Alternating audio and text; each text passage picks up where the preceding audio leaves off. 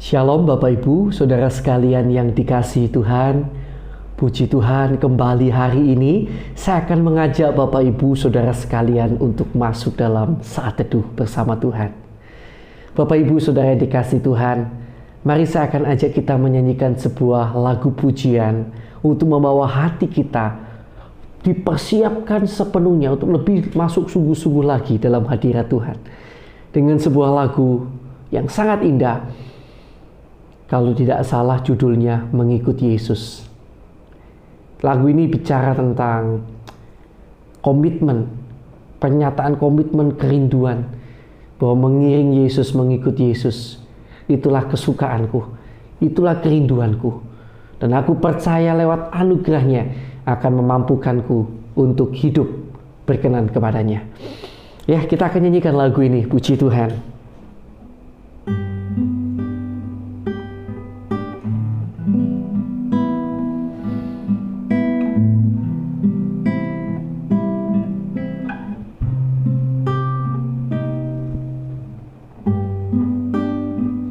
Haleluya.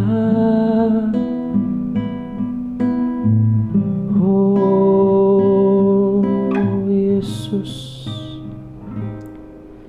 semua karena anugerah-Mu hari ini ada.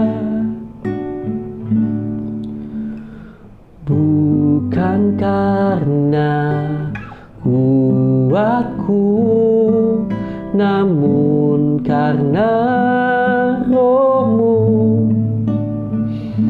Ku bawa hatiku, penyembahanku,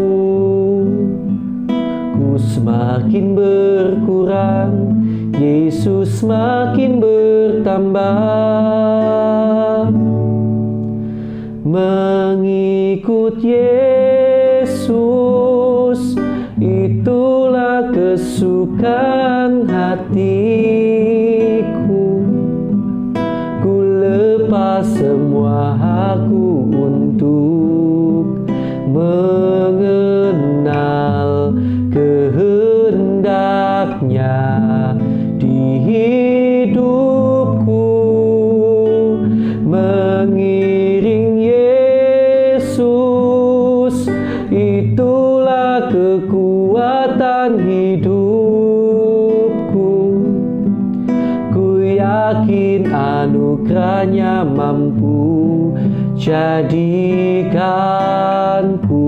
hamba yang berkenan selalu.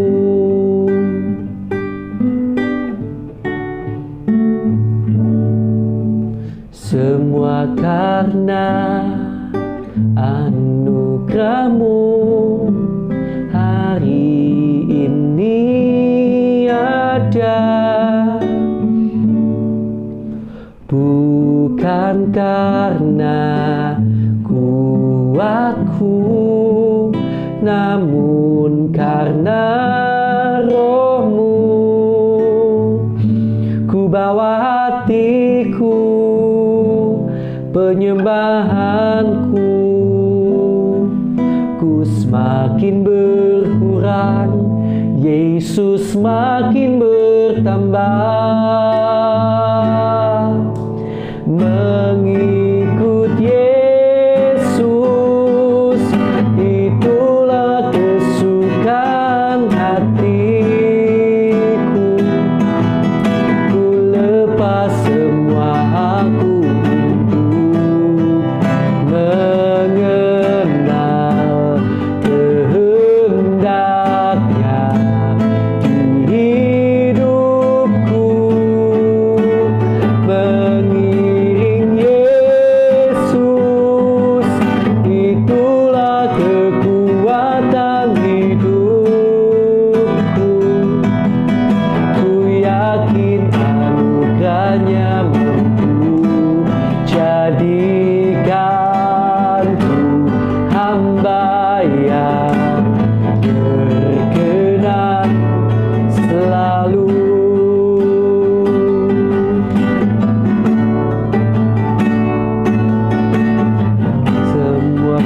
karena anugerah-Mu hari ini ada. Bukan karena kuatku, namun karena Roh-Mu. Amin. Ku bawa hatiku, penyembahanku, ku semakin berkurang, Yesus makin bertambah. Mengikut Yesus, itulah kesukaan hatiku.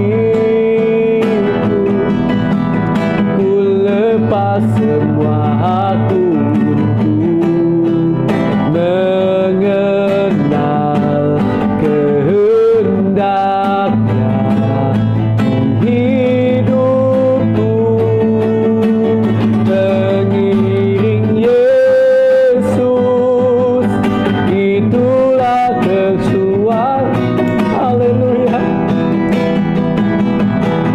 Ku yakin anugerah-Nya mampu jadikanku hamba yang berkenan selalu.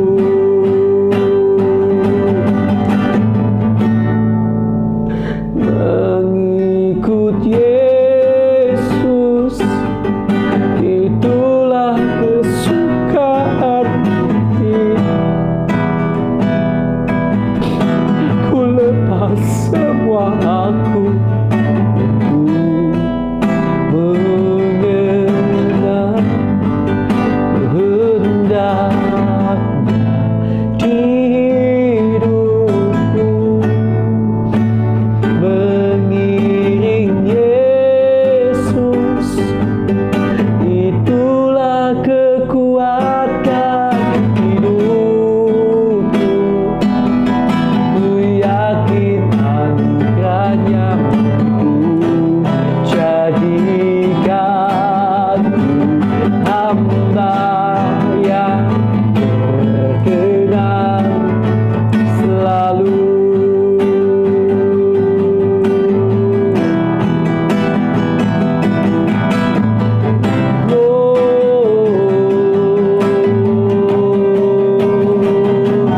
Haleluya, haleluya, haleluya.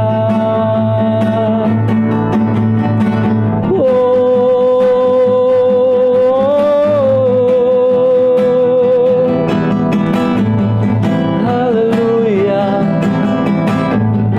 Ku mau mengiringmu, mengikutmu selalu.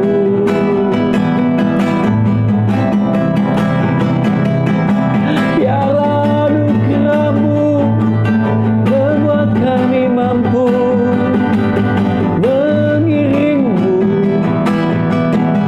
mengikutmu Tuhan.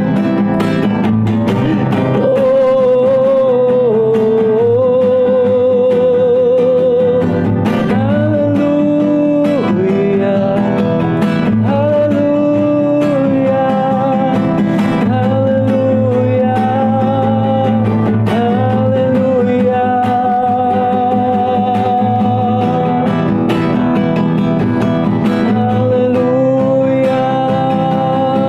haleluya. Haleluya.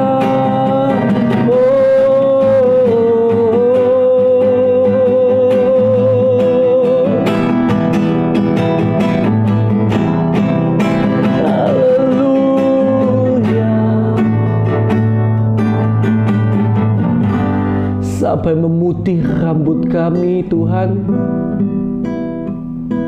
bahkan sampai menutup usia kami. Kami rindu Kau jadikan penyembah-Mu, bukan hanya lewat lagu, nada, musik, nyanyian, dan tarian, tapi lewat segenap kehidupan kami, setiap langkah perjalanan hidup kami, bahkan sampai setiap desahan nafas kami, kiranya dapat memuliakan nama-Mu, hidup untuk kemuliaan nama-Mu Tuhan. Karena tidak perlu kami pertanyakan kesetiaan-Mu, sudah terlalu banyak kami lihat. Terlalu baik Engkau Tuhan. Sampai memutih rambutku, Kau putuskan aku menutup usiaku. Ku kan selalu menyembah-Mu, oh Yesus Tuhanku, ku milik-Mu, selamanya bagi-Mu.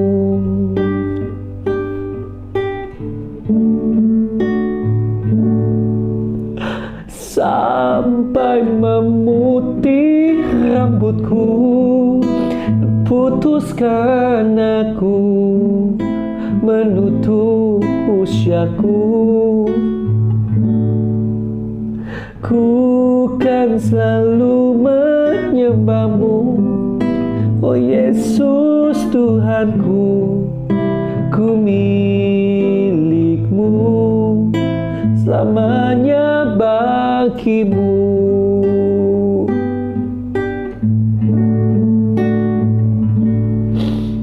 Sampai memutih rambutku, Kau putuskan aku menutup usiaku. Ku kan selalu menyembah-Mu, oh Yesus Tuhanku, ku milik-Mu, selamanya bagi-Mu.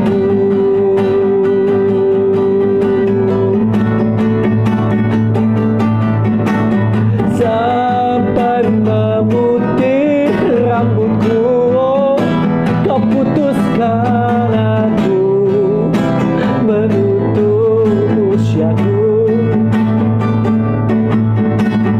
Ku kan selalu menyembah-Mu, oh Yesus Tuhanku, ku milik-Mu, selamanya bagi-Mu.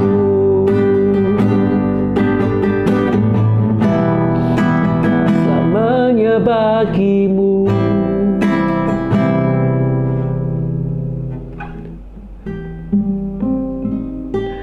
Selamanya bagi-Mu.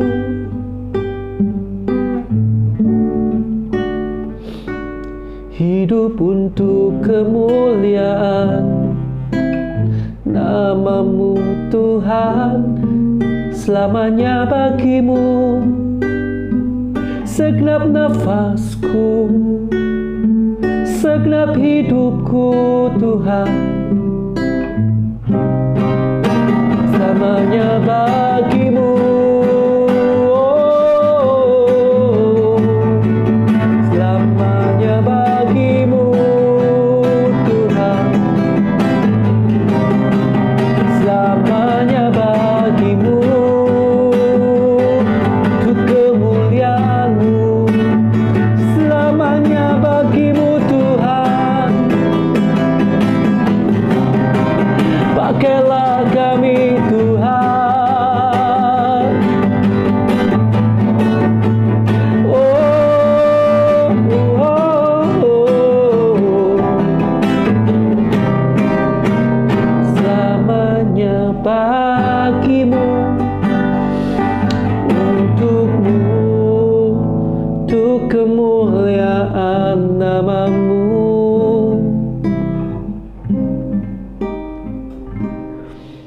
Sampai memutih rambut kami,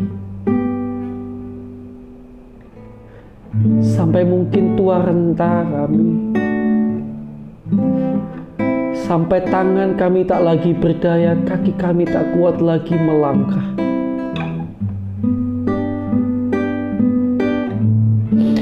Mungkin mata kami sudah mulai kabur.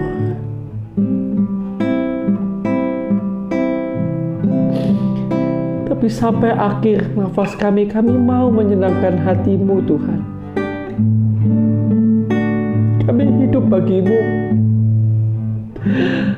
Dunia bukanlah rumah kami untuk selamanya. Sampai kami kembali ke kerajaan-Mu, kami mau belajar menyenangkan hati-Mu dalam dunia ini Tuhan. Sekalipun kami penuh dengan kelemahan, kami penuh dengan kekurangan sebagai manusia. Sampai kami kembali pada kerajaan-Mu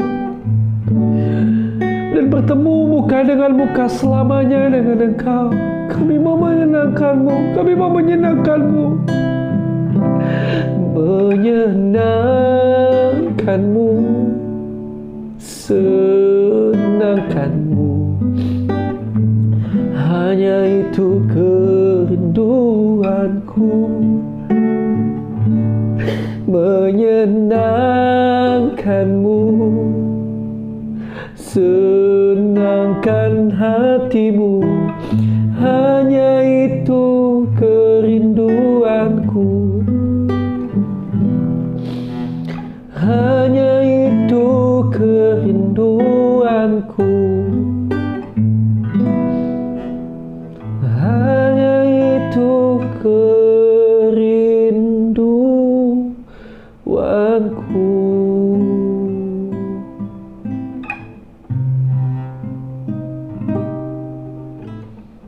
Terima kasih Tuhan.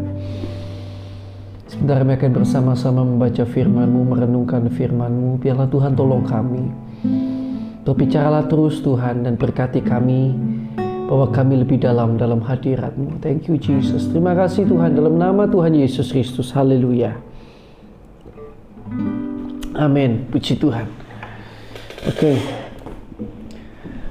Bapak Ibu Saudara yang dikasihi Tuhan, hari ini saya akan kembali mengajak saudara membaca perurutan dari Alkitab kita, di mana oleh kasih karunia daripada Tuhan kita Yesus Kristus, kita telah sampai pada Kisah Para Rasul ya, pasal yang ke-21. Kisah Para Rasul pasal yang ke-21. Baik, kita akan lihat bersama-sama. Saudara tetap baca dari Alkitab saudara ya. Paulus di Tirus dan di Kaisarea. Sesudah perpisahan yang berat itu, bertolaklah kami dan langsung berlayar menuju Kos. Keesokan harinya sampailah kami di Rodos dan dari situ kami ke Patara. Di Patara kami mendapat kapal yang hendak menyeberang ke Venesia. Kami naik kapal itu lalu bertolak. Kemudian tampak Siprus di sebelah kiri, tetapi kami melewatinya dan menuju ke Syria. Akhirnya tibalah kami di Tirus, sebab muatan kapal harus dibongkar di kota itu. Di situ kami mengunjungi murid-murid dan tinggal di situ 7 hari lamanya. Oleh bisikan roh, murid-murid itu menasihati Paulus supaya ia jangan pergi ke Yerusalem. Tetapi setelah lewat waktunya, kami berangkat meneruskan perjalanan kami. Murid-murid semua dengan istri dan anak-anak mereka mengantar kami sampai keluar kota. Dan di tepi pantai kami berlutut dan berdoa. Sesudah minta diri, kami naik ke kapal dan mereka pulang ke rumah. Dari Tirus kami tiba di Ptolemais dan di situ berakhirlah pelayanan kami. Kami memberi salam kepada saudara-saudara dan tinggal 1 hari di antara mereka. Pada keesokan harinya kami berangkat dari situ dan tiba di Kaisarea. Kami masuk ke rumah Filipus, pemberita Injil itu, yaitu satu dari ke-7 orang yang dipilih di Yerusalem, dan kami tinggal di rumahnya. Filipus mempunyai 4 anak darah yang beroleh karunia untuk bernubuat. Setelah beberapa hari kami tinggal di situ, datanglah dari Yudea seorang nabi bernama Agabus. Ia datang kepada kami lalu mengambil ikat pinggang Paulus sambil mengikat kaki dan tangannya sendiri. Ia berkata, "Demikianlah kata Roh Kudus, beginilah orang yang mempunyai ikat pinggang ini akan diikat oleh orang-orang Yahudi di Yerusalem dan diserahkan ke dalam tangan bangsa-bangsa lain." Mendengar itu kami bersama-sama dengan murid-murid di tempat itu meminta supaya Paulus jangan pergi ke Yerusalem. Tetapi Paulus menjawab, "Mengapa kamu menangis dan dengan jalan demikian mau menghancurkan hatiku. Sebab aku ini rela bukan saja untuk diikat, tetapi juga untuk mati di Yerusalem oleh karena nama Tuhan Yesus. Karena ia tidak mau menerima nasihat kami menyerah dan berkata, jadilah kehendak Tuhan. Pertemuan Paulus dengan Yakobus di Yerusalem. Sesudah beberapa hari lamanya tinggal di Kaisarea, berkemaslah kami lalu berangkat ke Yerusalem. Bersama-sama dengan kami turut juga beberapa murid dari Kaisarea. Mereka membawa kami ke rumah seorang yang bernama Manason. Ia dari Siprus dan sudah lama menjadi murid. Kami akan menumpang di rumahnya. Ketika kami tiba di Yerusalem, semua saudara menyambut kami dengan suka hati. Pada keesokan harinya, pergilah Paulus bersama-sama dengan kami mengunjungi Yakobus. Semua penatua telah hadir di situ. Paulus memberi salam kepada mereka lalu menceritakan dengan terperinci apa yang dilakukan Allah di antara bangsa-bangsa lain oleh pelayanannya. Mendengar itu mereka memuliakan Allah. Lalu mereka berkata kepada Paulus, "Saudara, lihatlah, beribu-ribu orang Yahudi telah menjadi percaya dan mereka semua rajin memelihara hukum Taurat. Tetapi mereka mendengar tentang engkau bahwa engkau mengajar semua orang Yahudi yang tinggal di antara bangsa-bangsa lain untuk melepaskan hukum Musa. Sebab engkau mengatakan supaya mereka jangan menyunatkan anak-anaknya dan jangan hidup menurut adat istiadat kita. Jadi bagaimana sekarang? Tentu mereka akan mendengar bahwa engkau telah datang kemari. Sebab itu lakukanlah apa yang kami katakan ini. Di antara kami ada 4 orang yang penasar. Bawalah mereka bersama-sama dengan engkau. Lakukanlah pentahiran dirimu bersama-sama dengan mereka dan tanggunglah biaya mereka sehingga mereka dapat mencukur rambutnya.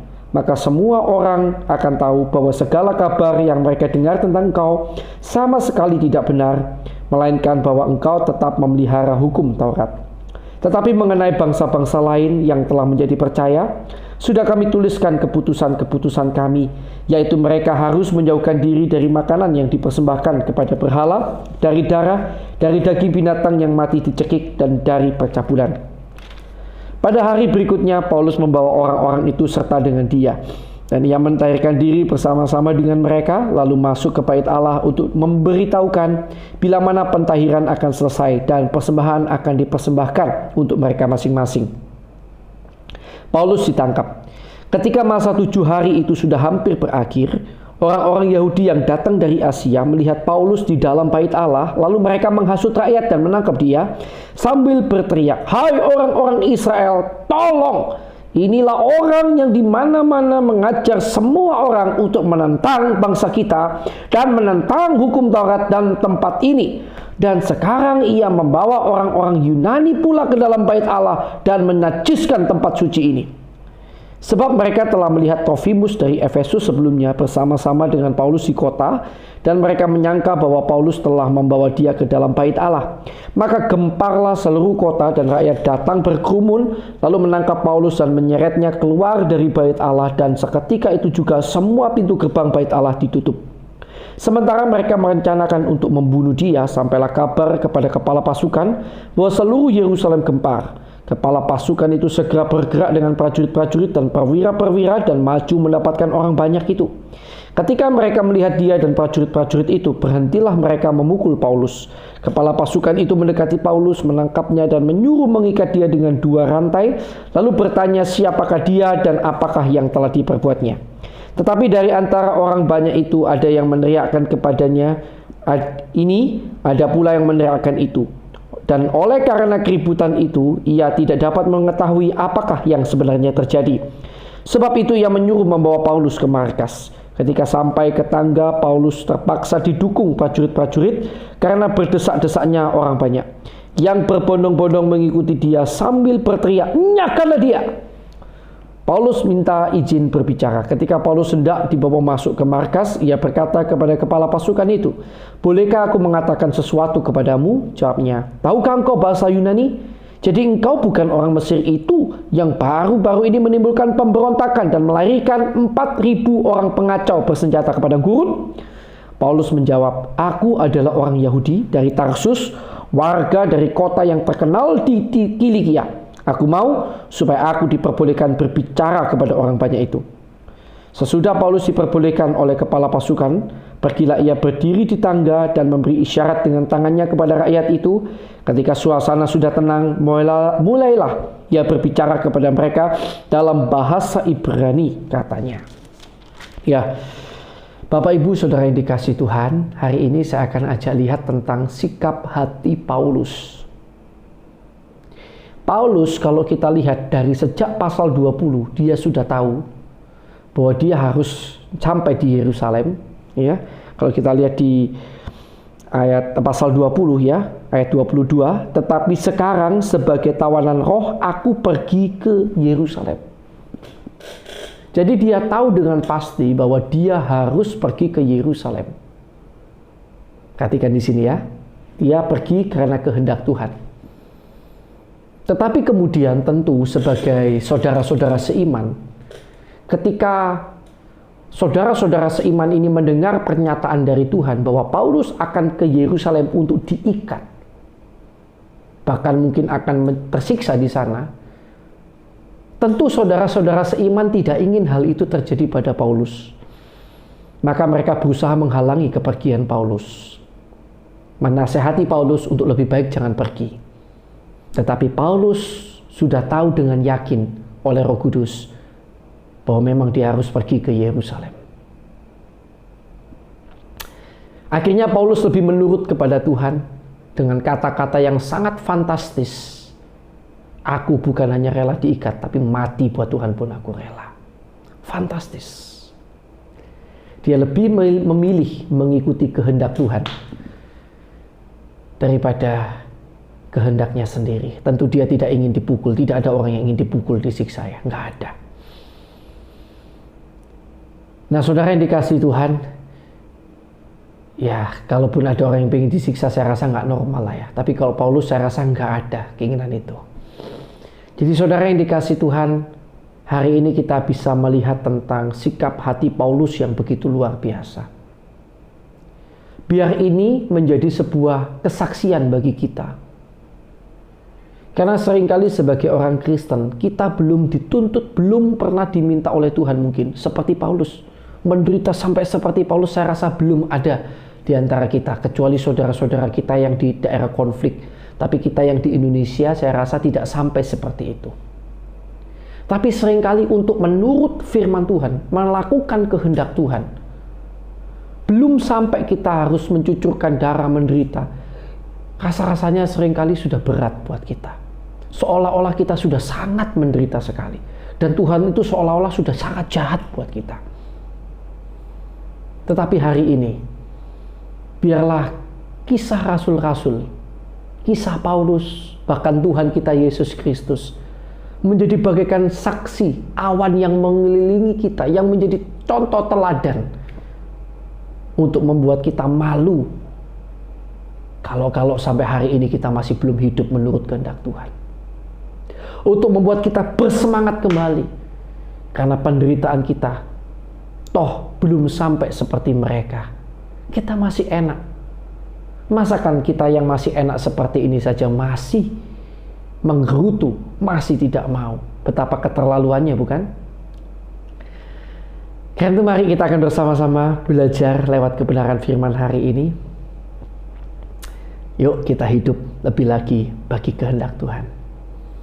Biarlah kisah rasul-rasul, kisah Paulus, kisah Yesus menjadi sebuah saksi bagaikan awan yang mengelilingi kita sekali lagi. Untuk membuat kita bersemangat hidup bagi kehendak Tuhan. Untuk membuat kita malu kalau hari ini kita masih belum hidup dalam kehendak Tuhan. Padahal yang dituntut oleh Tuhan atas hidup kita belum sampai seperti rasul-rasul. Belum sampai seperti orang-orang kudus. Mari kita bersemangat. Apa yang Tuhan suruh hari ini untuk kita kerjakan, kita kerjakan dengan sungguh-sungguh.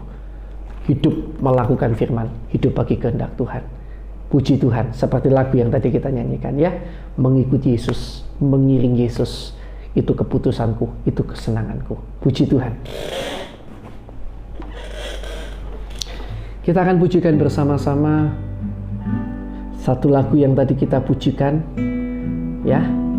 Refrennya saja, mengikuti Yesus. Sekali aja kita nyanyikan ini. Mengikuti Ikut Yesus, itulah kesukaan hatiku. Ku lepas semua hakku untuk mengenal kehendaknya di hidupku.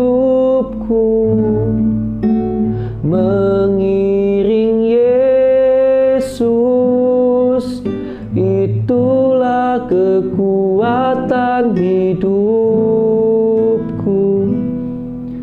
Ku yakin anugerahnya mampu jadikanku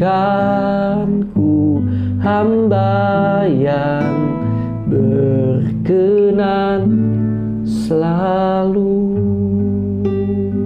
Terima kasih Tuhan Yesus buat firman-Mu. Seringkali kami dengan begitu kurang ajar tidak mau melakukan kehendak-Mu, bahkan merasa kami yang paling menderita, padahal masih begitu ringan apa yang harus kami kerjakan bagi kerajaan-Mu dibanding dengan Engkau, dibanding dengan rasul-rasul-Mu. Ampuni kami yang begitu egois. Ampuni kami yang begitu manja, kolokan ini Tuhan. Jadikan kami semakin hari orang-orang yang hidup bagi kehendak-Mu lebih-lebih lagi Tuhan. Inilah kerinduan dan doa kami di hadapan-Mu Tuhan. Terima kasih Tuhan Yesus. Dan sekarang Bapak Ibu Saudara yang kasih Tuhan, mari kita akan doakan buat nama-nama yang belum percaya Yesus yang kita kenal. Kita berdoa ya, supaya oleh kasih karunia Tuhan, kalau boleh Tuhan jamah tolong agar mereka boleh percaya dan terima Yesus dalam hidup mereka. Mari kita akan berdoa.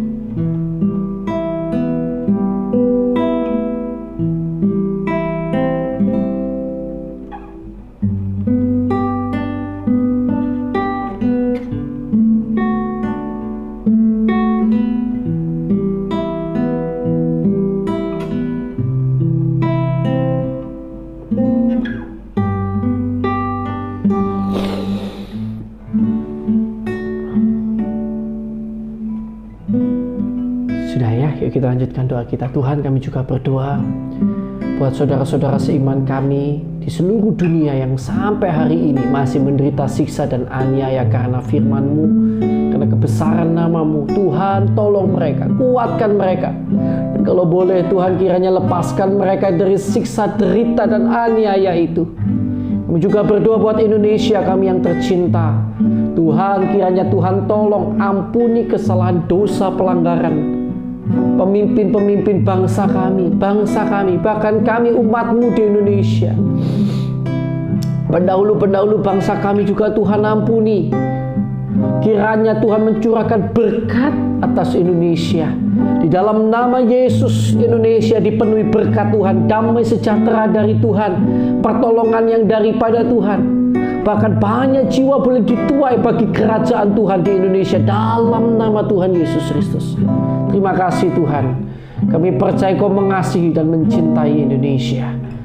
Terima kasih Tuhan. Kami juga berdoa untuk hamba-Mu maupun semua orang yang disebut sebagai seorang hamba Tuhan, pendeta, penginjil, gembala, guru, orang-orang yang memiliki gelar teologi, orang-orang yang memiliki gelar pendeta.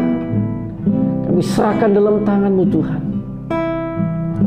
Kiranya Kau tolong agar kami dan keluarga kami memiliki hati yang tulus, ikhlas untuk selalu hidup bagi-Mu Tuhan.